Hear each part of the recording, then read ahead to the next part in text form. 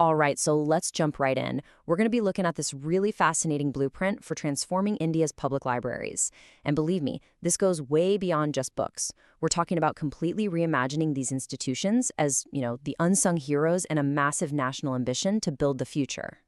And this really gets to the core of it all. I mean, just for a second, forget everything you think you know about libraries. The dusty shelves, the late fees. What if your local library could actually be a powerhouse for building the nation's future? That's the huge idea we're exploring today. So, to really get why libraries are suddenly so important, you have to understand the bigger picture. And that picture is called Viksit Bharat 2047. It's this incredibly ambitious national goal for India to become a fully developed nation by 2047, the 100th anniversary of its independence. It's a massive undertaking, and it means every single part of society, even the humble library, has a big role to play. Okay, so how exactly does a library fit into such a grand plan? Let's break down what their new kind of supercharged national mission really is. The vision is to completely move past the old traditional model. The new goal is to transform these spaces into vibrant, inclusive knowledge centers. So they're not just places for books anymore. They're meant to be active engines for learning and development that are directly fueling that huge national goal. So a big vision is great, but how do you actually make it happen? Well, the entire strategy is built on 5 really solid foundational pillars of change. See, the whole plan really rests on these 5 core ideas. We've got digital transformation, inclusivity and literacy, community engagement, innovation support, and of course, sustainability. When you put them all together, these pieces are designed to build a library that can serve literally everyone, from a student who's learning to code to an entrepreneur who's trying to launch a startup. Now, this isn't just some vague idea. It's a concrete, step-by-step plan. Let's take a look at how this whole transformation is actually going to unfold over a 5-year period. Here it is, the 5-year roadmap, and it follows a really logical path, right? First, you build the foundation. Then, you expand and get the community involved. After that, you start sparking innovation. And finally, you make sure the entire system can sustain itself for the long haul. Makes a lot of sense. All right, let's dive into year 1, 2026. This year is all about getting the basics right.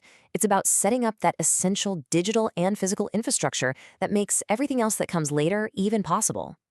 And this is where the rubber meets the road. We're talking real, concrete steps. Installing modern software, setting up computers and Wi-Fi, getting thousands of new books and e-subscriptions. And this next one is absolutely critical. Training the staff on how to actually use all these new digital tools.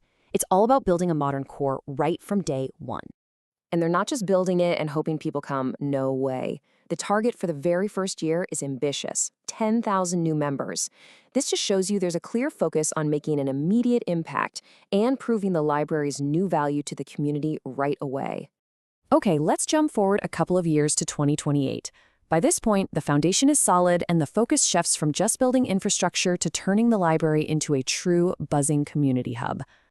So what does that actually look like? Well, it means partnering up with schools to offer job skills training. It means hosting workshops for local entrepreneurs, celebrating local culture with community events, and it means launching an online portal so that all these resources are accessible from anywhere. The library really becomes this proactive, central part of community life.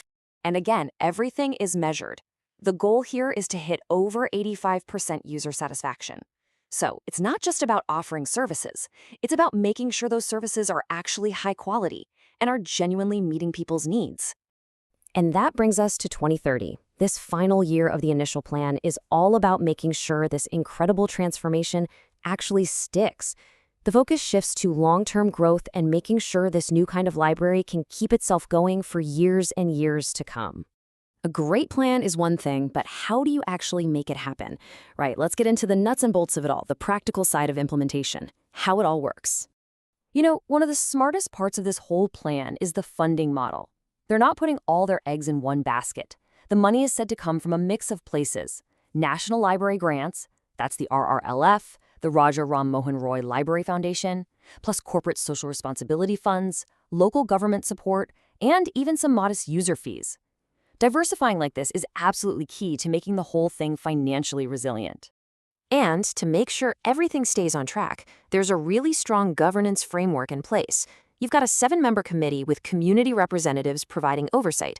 There are quarterly reviews, digital dashboards to track key metrics in real time, and annual reports to ensure everyone is accountable. This is definitely a plan with teeth.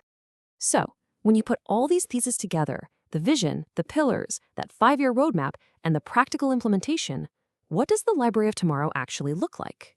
You know, this quote from the plan itself just says it all. The end goal is to evolve into digital knowledge hubs that promote literacy, inclusivity, innovation, and community empowerment.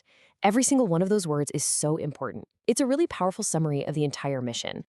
And the specific targets are just as ambitious. First, let's talk about the human impact. The goal is 50,000 active users by the end of this 5-year plan.